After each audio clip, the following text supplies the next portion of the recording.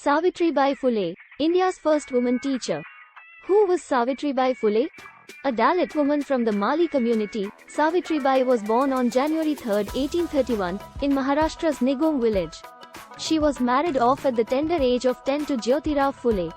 He educated her at home and later, Jyotirao admitted Savitribai to a teacher's training institution in Pune. Throughout their life, the couple supported each other and in doing so, broke many social barriers. Savitribai Phule, the social reformer, is considered to be one of India's first modern feminists. A revolutionary Indian woman who began the mission to educate women in India. She relentlessly fought against the dominant caste system and worked towards the upliftment of the marginalized. Early life and work. Savitribai went on to become India's first woman teacher and headmistress. It is her struggle and story that marks the beginning of modern Indian women's public life in India.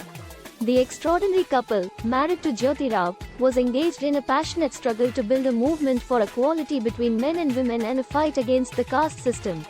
They dedicated their lives to spreading education and knowledge. They started the first school in the country for girls and the native library. In 1863, they started a home for the prevention of infanticide in their own house to ensure the safety of pregnant and exploited widows.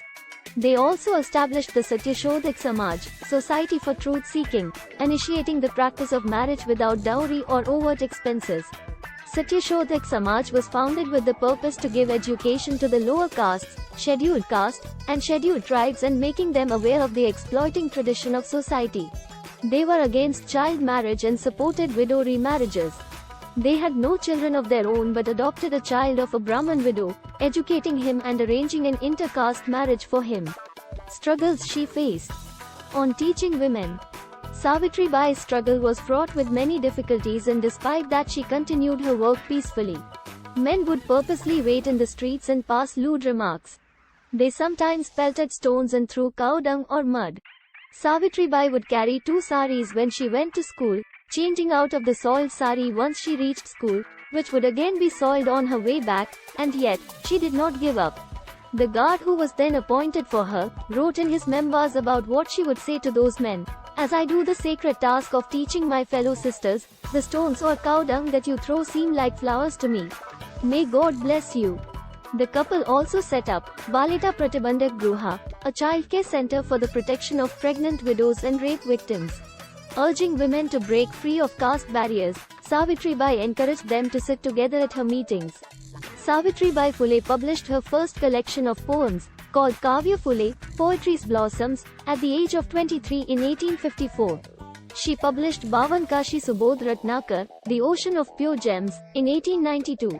When Jyotirao passed away, he could not be buried with salt covering his body as he had wished. He was burnt on the pyre, and it was Savitribai who courageously came forward and held the earthen pot. It is supposed to be carried by the successor of the deceased. She led the final journey of Jyotirao and consigned his body to the flames. In the history of India, this was probably the first time a woman had performed death rites. She also erected a Tulsi Vrindavan, with his ashes on the spot where Jyotirao wanted to be buried. After Jyotirao's demise, Savitribai led the Satyashodhak movement till the very end. She was the chairperson of the Satyashodhak conference held in 1893 at Saswad, Pune. Death. The year 1897 dawned with the menace of plague. People were dying in hundreds daily in Pune. The government tried to control the epidemic under the leadership of Officer Rand. Savitribai along with Yeshwant set up a hospital to take care of the patients. She would herself pick up sick people and bring them to the hospital and treat them. Even though she knew that the disease was contagious, she continued to serve them till the plague took her own life. One of her most loved and valued poems. Go, get education. Be self-reliant, be industrious. Work, gather wisdom and riches.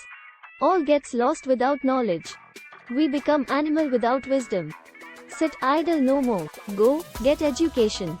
End misery of the oppressed and forsaken. You've got a golden chance to learn. So learn and break the chains of caste. Throw away the Brahman scriptures fast. Savitribai Phule, Kavya Phule, 1854.